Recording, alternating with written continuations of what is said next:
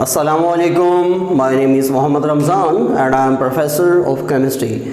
Students, आज का हमारा टॉपिक है FSC पार्ट 1 चैप्टर नंबर 1 जिसका नेम है बेसिक कॉन्सेप्ट्स। तो बेसिक कॉन्सेप्ट्स में आज का हमारा टॉपिक है आयन का, और आयंस की आगे टाइप्स हैं केटाइंस, एनाइंस, मोलेकुलर आयंस और कार्बोकेटाइंस।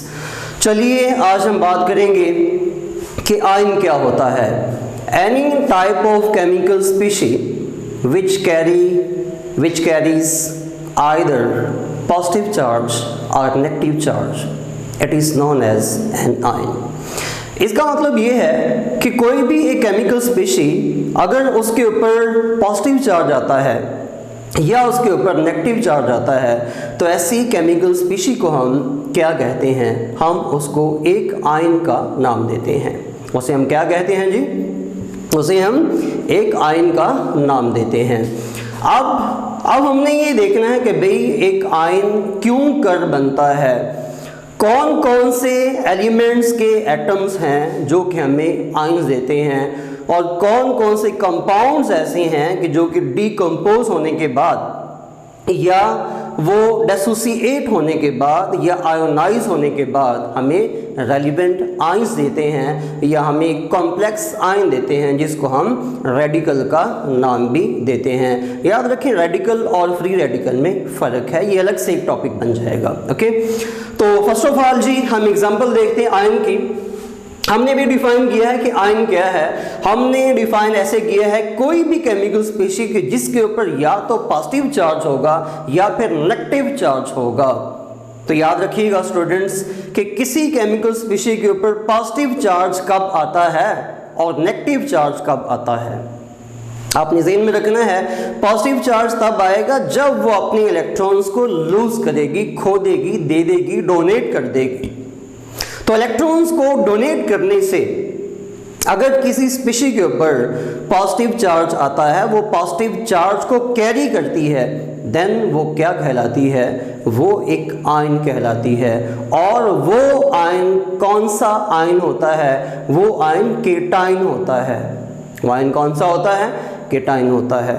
और दूसरी तरफ अगर हम देखें कि आयन में ऐसी स्पीशी जो कि नेगेटिव चार्ज को गेन करती है यानी कैरी करती है, मसलन अब कौन सी स्पीशी ऐसी है जो कि नेगेटिव चार्ज को कैरी ऑन करती है? इसका मतलब ये है कि ऐसे तमाम तर एलिमेंट्स के atoms which are capable to gain the electrons, ऐसे तमाम तर एलिमेंट्स के एटम्स जो कि इलेक्ट्रॉन्स को गेन करने की सलाहियत रखते हों, उन तमाम को हम क्या कहते हैं? उन तमाम को हम आयन का नाम देते हैं। उनके ऊपर चार्ज कौन सा होता है? नेगेटिव होता है।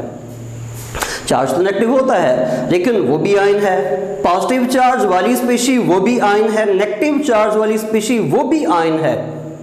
और हाँ, आपने डिफ्रेंशिएट करना है कि ऐसी केमिकल स्पीशी जिसके ऊपर पॉजिटिव चार्ज है हमने उसको केटाइन का नाम दिया है, और दूसरी तरफ ऐसी केमिकल स्पीशी कि जिसके ऊपर नेगेटिव चार्ज है हमने उसको एनाइन का नाम दिया है। तो बेटा चंद एक एग्जांपल्स हम अभी देखते हैं कि आयंस की कौन कौन सी एग्जांपल्स हैं। तो आयंस में जनरल आपको एग्जांपल देता हूं मैं कि लेटस आपके पास अल्कली मेटल्स हैं,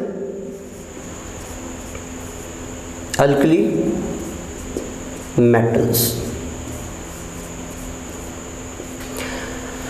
तो अल्कली मेटल्स इसका ताल्लुक है जी टेबल के पहले ग्रुप से। इसको हम फर्स्ट ए का नाम भी देते हैं, ग्रुप फर्स्ट ए के साथ वो बिलोंग करती हैं तमाम। ठीक है, कौन सा ग्रुप है टेबल का? फर्स्ट ए, यानी एस ब्लॉक एलिमेंट्स।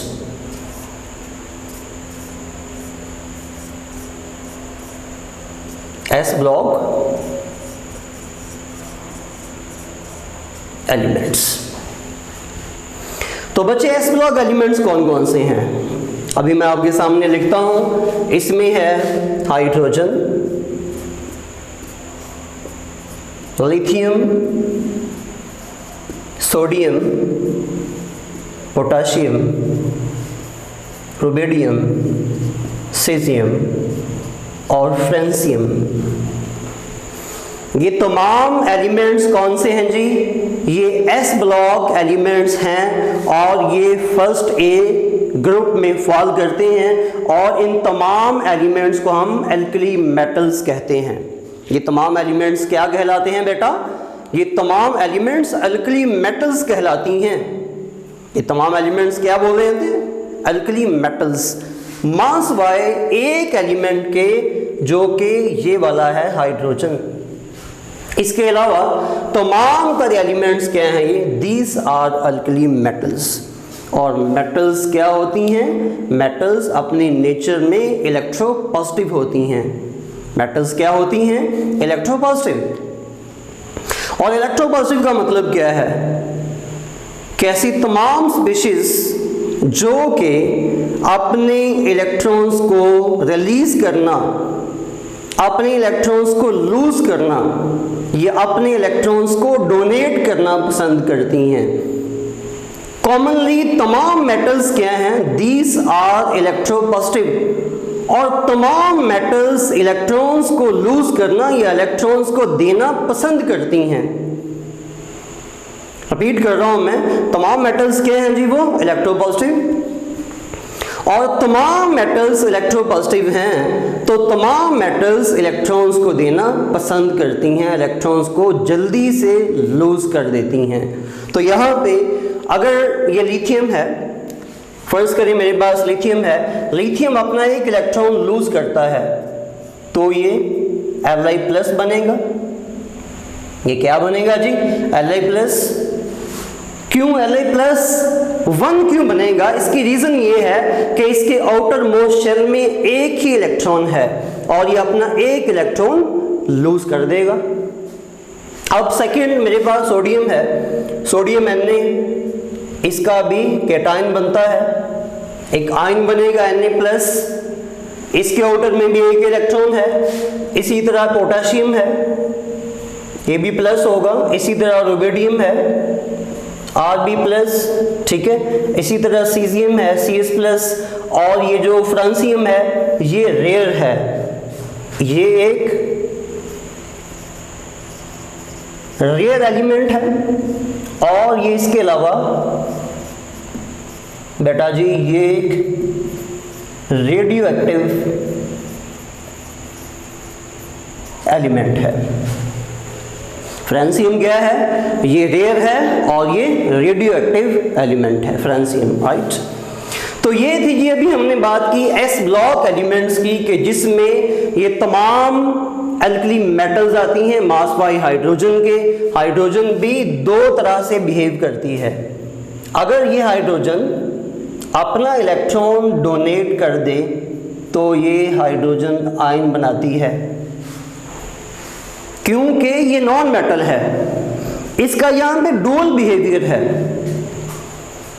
ये दो तरह से बिहेव करती है। इसका मतलब क्या है कि हाइड्रोजन कभी इलेक्ट्रॉन्स को लूज करती है, कभी इलेक्ट्रॉन्स को गेन करती है।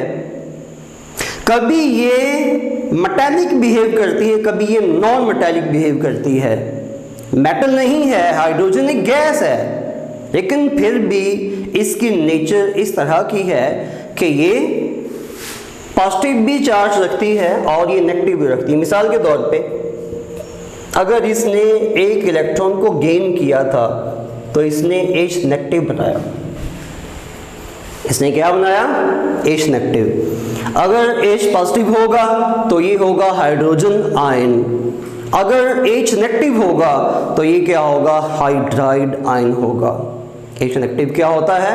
हाइड्राइड आयन होता है। अगर ये H यानी हाइड्रोजन अपना एक इलेक्ट्रॉन लूज करे तो ये हाइड्रोजन आयन बनता है, मसलन ये कैटायन बनता है।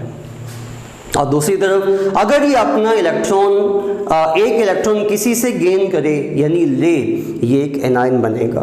क्लियर बात? तो ये था जी अभी मैंने एस ब्लॉक एलिमेंट्स की बात की है। एस ब्लॉक एलिमेंट्स में फर्स्ट ए की बात की है। अब हम चलते हैं सेकंड ए पे। तो सेकंड ए में कौन कौन से एलिमेंट्स आते हैं? मेरे पास बेरिलियम है, beryllium, magnesium, calcium, strontium, barium और रेडियम, ये तमाम एलिमेंट्स क्या हैं? These are also s block elements, लेकिन ये एस ब्लॉक एलिमेंट्स में इसका जो ग्रुप है वो सेकंड ए है। इन तमाम एलिमेंट्स का जो ग्रुप है वो क्या है बेटा? वो सेकंड ए ग्रुप है। ये ग्रुप सेकंड ए के हैं और ये तमाम के तमाम मेटल्स हैं, अल्कलाइन अर्थ मेटल्स हैं। ये कौन से एलिमेंट्स हैं? ये अल्कलाइन अर्थ मेटल्स हैं। मैं लिख देता हूं साथ, दीज आर अल्कलाइन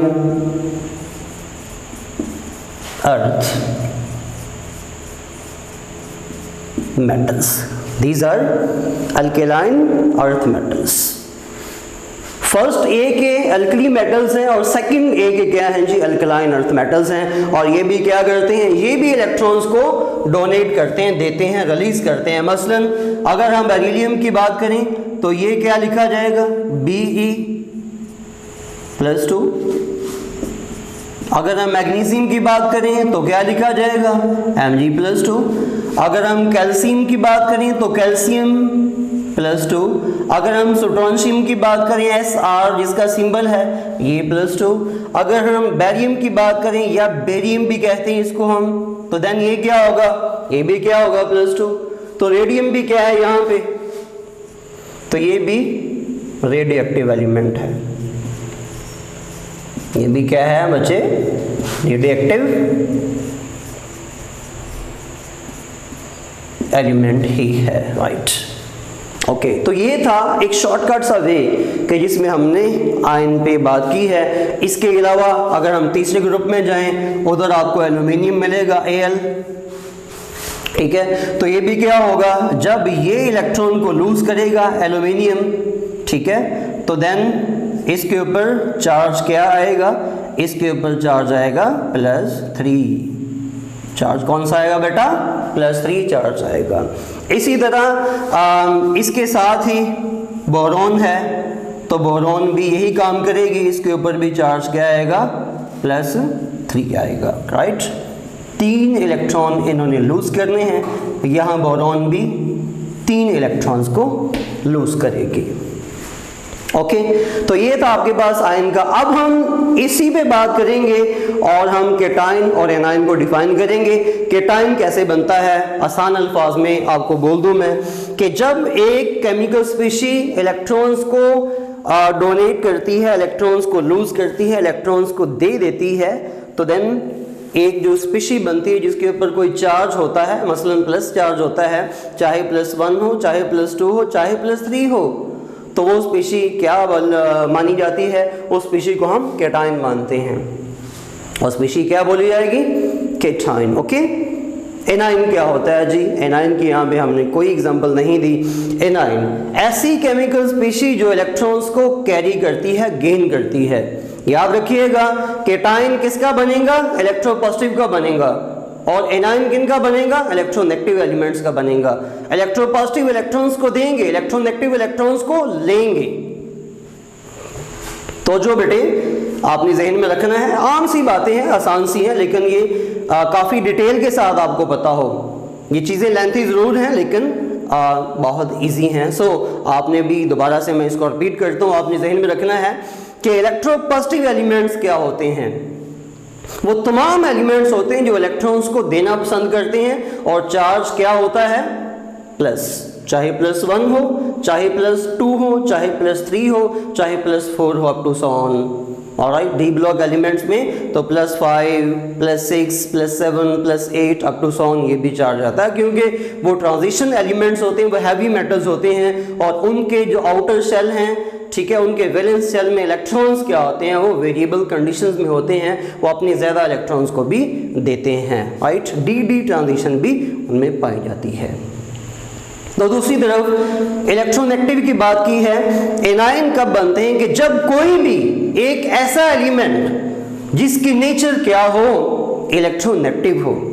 और तमाम एलिमेंट्स जो कि अपनी नेचर में इलेक्ट्रोनेगेटिव होते हैं वो हमेशा इलेक्ट्रॉन्स को लेना, यानी इलेक्ट्रॉन्स को गेन करना, इलेक्ट्रॉन्स को कैरी करना, इलेक्ट्रॉन्स को एक्सेप्ट करना वो कबूल करते हैं, यानी इलेक्ट्रॉन्स को वो लेना पसंद करते हैं। तो याद रखिएगा ऐसी तमाम स्पीशीज जो इलेक्ट्रॉन्स को गेन करती हैं उनके ऊपर चार्ज क्या आता है, नेगेटिव आता है। मिसाल के तौर पे मेरे पास एनायन में हैलोजेंस हैं, इसमें फ्लोरीन है, इसमें Cl क्लोरीन है, ब्रोमीन है, आयोडीन है, इसके अलावा मेरे पास ऑक्सीजन है, सल्फर है, फास्फोरस, एक्सेट्रा बहुत सी और भी मिसालें हैं। तो ये fluorine, chlorine, bromine, iodine, oxygen, sulphur, phosphorus, तो ये तमाम जो एलिमेंट्स हैं ये अपनी नेचर में इलेक्ट्रोनेगेटिव हैं।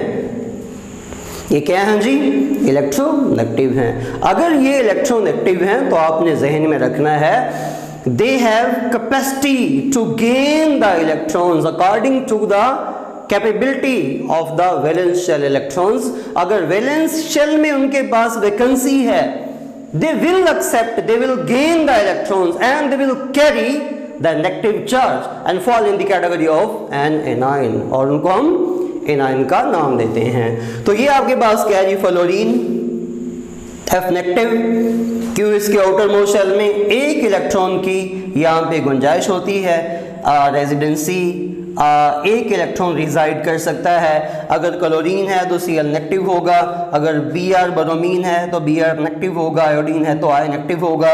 ऑक्सीजन है ये 7th ग्रुप में है, ठीक है, हैलोजन 7th ग्रुप में है, ऑक्सीजन सल्फर ये 6th ग्रुप में है, फास्फोरस ये फास्फोरस हो या नाइट्रोजन हो ये बेटे 5th ग्रुप में आते हैं। ये तमाम एलिमेंट्स ये 7th ग्रुप एलिमेंट्स हैं। और ये ऑक्सीजन, सल्फर, सेलेनियम वगैरह ये क्या होते हैं, ये 6th ग्रुप में आते हैं। और इनके आउटर में जो 7th ग्रुप में है, इनके आउटर में 7 इलेक्ट्रॉन्स होते हैं, इनके वैलेंस में 7 इलेक्ट्रॉन्स होते हैं, और ये एक गेन करके अपना ऑक्टेट मुकम्मल कर लेते हैं, अपना ऑक्टेट मुकम्मल कर लेते हैं। यानी अपने आउटर सेल में एक वैलेंस में 8 इलेक्ट्रॉन्स को मुकम्मल करके ये ऑक्टेट रूल को ओबे करते हैं। तो ये ऑक्सीजन है या सल्फर है, ऑक्सीजन और सल्फर ये दोनों एलिमेंट्स टेबल के पी ब्लॉक में पाए जाते हैं। ये भी पी ब्लॉक एलिमेंट्स हैं, ये भी पी ब्लॉक एलिमेंट्स हैं, ये भी पी ब्लॉक एलिमेंट्स हैं, लेकिन ये पी ब्लॉक में 7th ग्रुप में है और ये पी ब्लॉक में 6th ग्रुप में है और ये पी ब्लॉक में 5th ग्रुप में है। 7 वाले एक इलेक्ट्रॉन को गेन करते हैं और चार्ज क्या आता है, -1 आता है। और जो छठे ग्रुप में आते हैं उनके वैलेंस में 6 इलेक्ट्रॉन्स हैं और वो 2 इलेक्ट्रॉन्स को गेन करते हैं और अपना आउटर मोस्ट कंप्लीट करके ऑक्टेट रूल को ओबे करते हैं। तो ये फास्फोरस है और ये 5वें ग्रुप के एलिमेंट्स हैं। तो फास्फोरस के आउटर मोशन में 5 इलेक्ट्रॉन्स होते हैं, ये 3 इलेक्ट्रॉन्स को गेन करती है और गेन करने के बाद अपना वैलेंस कंप्लीट करती है। जब ये वैलेंस कंप्लीट करती है तो ये ऑक्टेट रूल को ओबे करती है। अगली बात, नाइट्रोजन ये भी 5वें ग्रुप में आती है, तो ये भी क्या करती है बेटा, ये भी 3 इलेक्ट्रॉन्स को गेन करती है। After gaining 3 electrons it will compensate the deficiency of electrons in the valence shell or outermost shell and will show the negative charge, that is -3 and fall in the category of anion. okay, तो ये आपके पास है जी। अभी हमने general सी बात की है कि आयन क्या होता है, केटाइन क्या होता है, एनायन क्या होता है। ऑलराइट, अब हम आगे चलते हैं। बहुत ही इंपॉर्टेंट टॉपिक है जिसका नेम है मोलेकुलर आयन। टॉपिक का नेम क्या है, molecular ion. Very very important topic और ये बोर्ड में कई दफ़ा यहाँ पे ये शॉर्ट क्वेश्चन बन चुका है कि मोलेकुलर आयन क्या होता है। यहाँ पे एक बड़ा ना एक जानसा सा है, तो बच्चे इसमें बड़ी मिस्टेक्स करते हैं कि मोलेकुलर आयन क्या होता है। मिसाल के तौर पे अब मैंने तो यहाँ पे सिंगल एलिमेंट के एटम में या तो इलेक्ट्रॉन को डाल दिया है या निकाल दिया है, ठीक है, या तो उन्होंने इलेक्ट्रॉन को गेन किया या लूज किया है, फिर उनके बाद क्या बने हैं, आयन बने हैं, यानी कैटायन बने हैं या एनायन बने हैं। तो यहाँ भी याद रखिएगा कि कॉम्प्लेक्स आयन भी होते हैं। लाइक मिसाल के तौर पे यहाँ मैं लिख देता हूँ जी, लेट अस सपोज NH4+, और भाई ये भी तो आयन है, कैटायन है, ठीक है, अमोनियम आयन इसका नेम है, इसका नेम क्या है, अमोनियम आयन, अल्हम्दुलिल्लाह इसका नेम क्या है, अमोनियम आयन है, NH4+, राइट। तो अब ये है, इसके अलावा अगर मैं यहां पे लिख देता हूं कि SO4 negative, SO4 negative sulphate ion है, कौन सा आयन है, सल्फेट आयन। तो ये सल्फेट आयन भी क्या है, ये भी एक आयन है, लेकिन ये एनायन है, ऑलराइट। आ जाओ मोलेकुलर आयन पे, क्या होता है molecular ion, when a molecule loses or gains electrons, it's known as molecular ion. कि जब कोई एक मॉलिक्यूल, ऐसा मॉलिक्यूल कोई सा भी कि जो कि ये टेंडेंसी रखता हो, सारे के सारे तो नहीं, तमाम कंडीशन ये है कि वो स्पीशी, केमिकल स्पीशी जो इलेक्ट्रॉन्स को दे या ले, अगली कंडीशनल केस यहां पे आप रखिएगा, कंडीशन इंपोज होती है कि वो चीज मॉलिक्यूल की फॉर्म में पहले हो, एटम की फॉर्म में ना हो, वो चीज किस फॉर्म में हो, मॉलिक्यूल की फॉर्म में हो। अगर वो स्पीशी मॉलिक्यूल की फॉर्म में होगी तो बेटा देन उसमें दोनों तरह की चेंजेस आप ला सकते हैं, आप उसका कैटायन भी बना सकते हैं, आप उसका एनायन भी बना सकते हैं, लेकिन उसमें नंबर ऑफ एटम्स वही रहेंगे जो कि नंबर ऑफ एटम उसमें बाद में हैं, राइट। मिसाल के तौर पे कि मेरे पास एक मॉलिक्यूल है, मिसाल मैंने लिखा है जी मीथेन CH4, ये मेरे पास एक मॉलिक्यूल है, ये क्या है, एक मॉलिक्यूल है, ऑलराइट, गैस। मेरे पास है O2 ऑक्सीजन, ये गैस है, ये भी एक मॉलिक्यूल है, और मेरे पास CO2 है, कार्बन डाइऑक्साइड गैस, ये भी एक मॉलिक्यूल है। मेरे पास बेटा CO है, कार्बन मोनोऑक्साइड, ये भी एक गैस है, ठीक। इसके अलावा और भी बहुत सी गैसेज आती हैं, मिसाल मैंने इन्हीं की आपको देनी, समझाना मकसद है। अब ये भी एक मॉलिक्यूल है, ये भी एक मॉलिक्यूल है, ये भी एक मॉलिक्यूल है, और ये भी एक मॉलिक्यूल। अब ये सारे के सारे मॉलिक्यूल्स हैं। क्वेश्चन हमारा ये है, टॉपिक हमारा ये है कि व्हाट आर मॉलिक्यूलर या मोलेकुलर आयन। मोलेकुलर आयन क्या होते हैं? मैंने भी आपको आसान अल्फाज में बोल दिया है कि जब कोई एक मॉलिक्यूल अपना इलेक्ट्रॉन दे या ले, लेकिन उसके नंबर ऑफ एटम्स में कोई फर्क ना आए, तो पीछे जो स्पीशी बचेगी उसको हम मोलेकुलर आयन का नाम देते हैं। उसे हम क्या कहते हैं? मोलेकुलर। मिसाल के तौर पे CH4 है, इसमें C के ऊपर ये प्लस चार्ज है, ठीक है, और आपके पास यहां पे ये है O2, इसके ऊपर B+2 चार्ज है, लगा दिया मैंने। ये CO2 है, इसके ऊपर +1 है चार्ज, इसके ऊपर B+1 है। आप ये देखें, आप इस चार्ज को छुपा लें और छुपा के इस पे आप देखें, थोड़ा गौर करें कि ये क्या चीज है। आप फौरन से बोलोगे कि सर ये तो एक न्यूट्रल स्पीशी है और ये तो मीथेन गैस का मॉलिक्यूल है। इसी तरह आगे आओ, जब आप आगे आएंगे तो देन आप देखेंगे कि ये O2 ऑक्सीजन है। अगर आप इस लगे ऊपर चार्ज को छुपा लेंगे तो then you will know about it, this is the molecule and this is the neutral species O2। ये गैस है और ये गैस का मॉलिक्यूल है, लेकिन इसने इलेक्ट्रॉन को लूज किया है, इलेक्ट्रॉन्स को लूज किया है, ना कि इसने किसी अपने एटम को लूज किया है। यहां भी इसने क्या किया है? अपने इलेक्ट्रॉन को लूज किया है, ना कि अपने अंदर मौजूद किसी एटम को लूज किया है, राइट। तो CO2 में भी ऐसा है और CO में भी ऐसा है। अगर एक मॉलिक्यूल अपनी जो मोलेकुलर फॉर्म है उस मोलेकुलर फॉर्म को भी मेंटेन करे, अपनी मोलेकुलर फॉर्म में भी प्योरली एग्जिस्ट करे, लेकिन उसके ऊपर चार्ज भी हो, तो ऐसे तमाम मॉलिक्यूल्स को आप कौन सा नाम दोगे?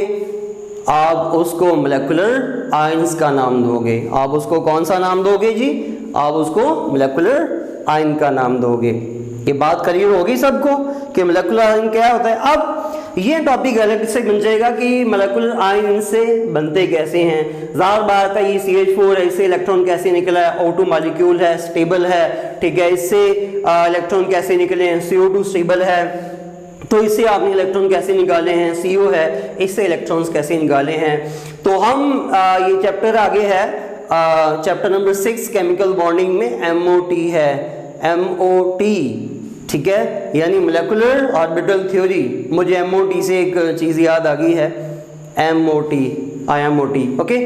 सो तो ये आपके पास चीज़ क्या है जी? दीज आर मोलेकुलर आयंस, ये मोलेकुलर आयंस कहलाते हैं। ऑलराइट, अब बच्चे मिस्टेक्स करते हैं, मिसाल के तौर पे कि बच्चे कहते हैं कि सर ये जो आपने NH4+ लिखा है ना, ये भी एक मोलेकुलर आयन है। नहीं भाई, ये बात गलत है, ये मोलेकुलर आयन नहीं है, ये सिंपली एक आयन है, और ये केटाइन है, एनाइन है, मॉलिक्यूल नहीं है। मॉलिक्यूल होगा तो मोलेकुलर आयन बनेगा।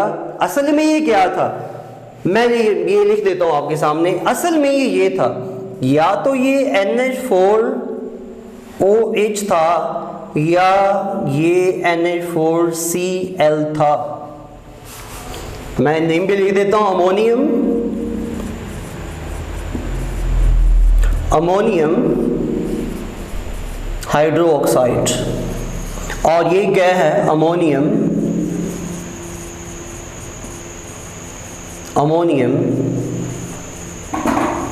क्लोराइड।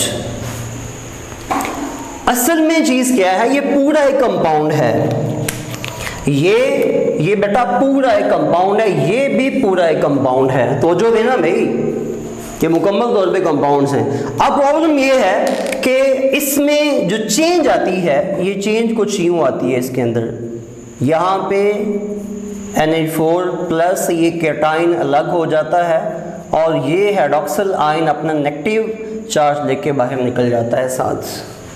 तो ये है जी, इससे बनने वाली ये चीज़ और ये चीज़, ना तो ये मोलेकुलर आयन है और ना यही मोलेकुलर आयन है, तो इसमें भी सेम चीज़ है।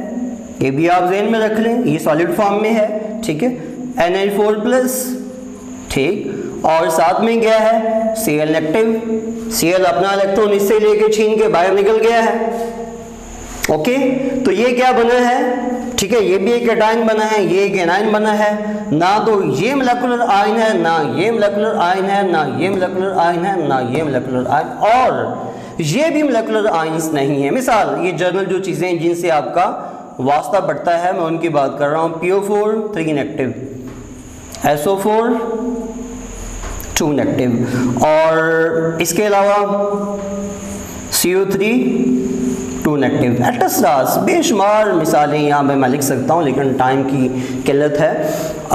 तो ये है जी आपके पास ये चीज़ें। फॉस्फेट आयन इसका नेम है, इसका नेम सल्फेट आयन है, और इसका नेम क्या है? कार्बोनेट आयन है। बेटा ये भी मॉलिक्यूलर आयंस नहीं हैं।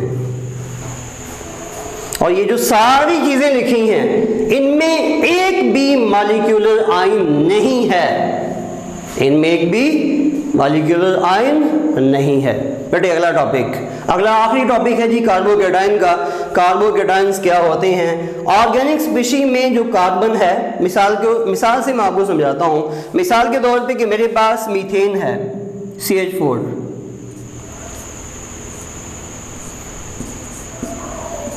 ये है जी मेरे पास मीथेन। ओके, मैंने इसका स्ट्रक्चर जर्नल समझाने के लिए ऐसा बना दिया है, ठीक है। अब देखिएगा, थोड़ा गौर करना, आपकी तवज्जो चाहिए। अब इसमें एक कार्बन के साथ 4 H अटैच हैं, 4 हाइड्रोजन के एटम यहाँ पे अटैच हैं इसके साथ। अभी आपने देखना है कि यहाँ भी हाइड्रोजन कार्बन के साथ इलेक्ट्रॉन को शेयर कर रहा है। तो यहाँ भी ये इलेक्ट्रॉन्स को शेयर कर रहा है, यहाँ भी इलेक्ट्रॉन्स को शेयर कर रहा है, और यहाँ भी कार्बन इसके साथ इलेक्ट्रॉन्स को शेयर करके कोवलेंट बॉन्ड बनाता है। होता ये है कि हेटेरोलिटिक क्लीवेज के मुताबिक, कौन सा क्लीवेज है?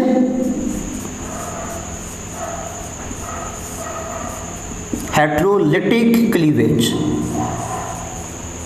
बेटा ये बातें बड़ी कॉन्सेप्चुअल हैं, आप और से सुना करें, मुझे बड़ी कॉन्सेप्चुअल आपने याद रखनी है। हेटेरोलिटिक क्लीवेज, इसके ऊपर हम डिटेल के साथ फिर कभी बात करेंगे कि ये क्लीवेज कैसी होती है, ठीक है। लेकिन आपने भी ये याद रखना है कि होमोलिटिक क्लीवेज में आपने ये सीखा था कि मिसाल के तौर पे होमोलिटिक क्लीवेज का मतलब ये है कि कार्बन अपना इलेक्ट्रॉन लेके यहाँ पे वापस, ठीक है बात, और हाइड्रोजन अपना इलेक्ट्रॉन लेके यहाँ वापस। और हम इसको हाफ एरो से इसलिए शो करते थे कि इसके बाद जो रिजल्टेंटली बनेगा वो फ्री रेडिकल बनेगा, चाहे H का हो फ्री रेडिकल होगा, चाहे ये मिथाइल का बने ये भी क्या होगा, एक फ्री रेडिकल होगा।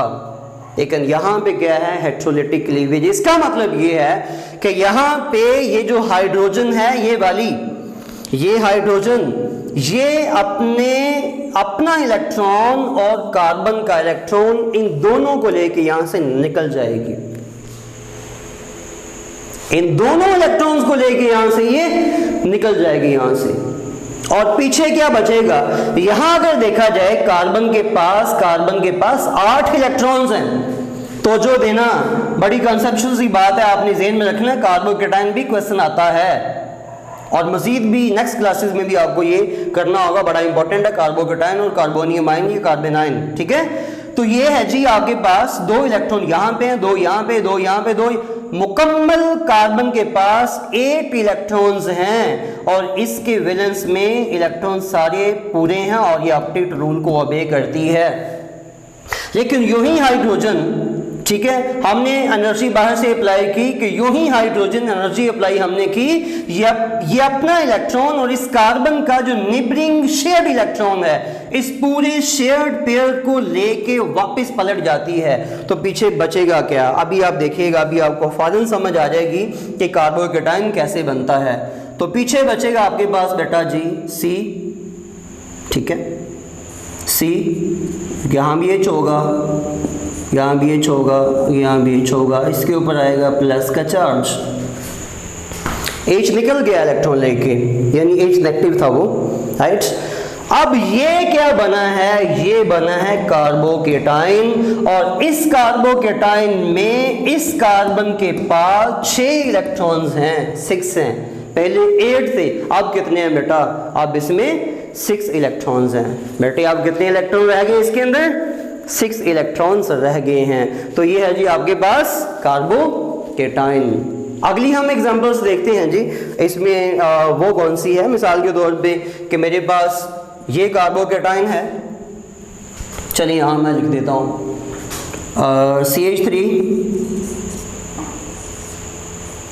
और अगेन CH3, ठीक है, इस कार्बन के ऊपर ये, राइट। चलिए अगर इसको प्रोलॉन्ग करना है तो आप यहाँ पे 2 लगा लें, ठीक है, ऑलराइट। तो ये अगर प्रोलॉन्ग करता है यहाँ पे आप 2 भी लगा सकते हैं, 3 भी आ सकता है, मीन डिपेंड करता है कि चेन कंटिन्यू है या नहीं है, ठीक है। लेकिन यहाँ पे मैंने, चलिए मैं इसको इग्नोर कर देता हूँ वक्ती तौर पे, ठीक है। समझाना ये है कि कार्बोकेटाइन क्या है, ऑलराइट। तो यहाँ ये इथाइल का कार्बोकेटाइन बनेगा, किसका बनेगा? ये मिथाइल का बना है, ठीक है, राइट, मीथेन से, ये इथाइल का बना है कार्बोकेटाइन। चलिए आप यहाँ पे 3 ही लिख लें भाई, ऑलराइट। ऑर्गेनिक केमिस्ट्री का क्वेश्चन है ये, ठीक है। तो ये आपके पास क्या बना है? ये आपके पास बना है जी कार्बोकेटाइन, ठीक है। एक और आखिरी इसकी एग्जांपल आप ले लें, यहाँ मैं ऊपर लिख रहा हूँ